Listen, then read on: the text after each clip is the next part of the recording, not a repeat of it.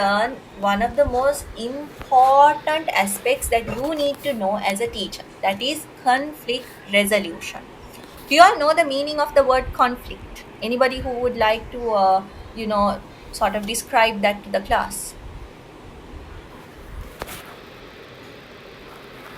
Have you all heard this word before, conflict?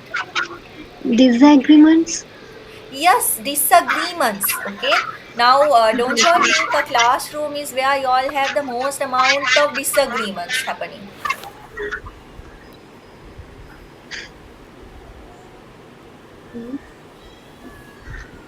Any like the children, they disagree sometimes. Now if you say, okay, now let's take this book out, then there are some children, they will be trying to do something else, then you have to pull them out of that.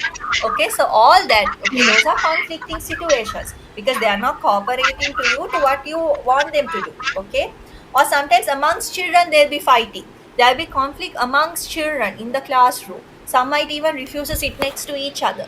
So in a situation like that, okay, you have to find a solution. So that finding of the solution is called the conflict resolution process. Now that is what you are going to learn. So conflict resolution is a process where a given disagreement between parties is mediated to reach a proper solution. Somebody comes in between and helps them find a solution. Now, if two children are fighting, the teacher going in between and helping them find the solution is called conflict resolution over there. Like this picture, can you see two people are fighting? Then they have found a solution to their problem. Okay, and now they are friends with each other. Can you see that? Yes, ma'am. So conflict resolution is a way to work out certain differences that arise between two parties, two or more parties. Okay.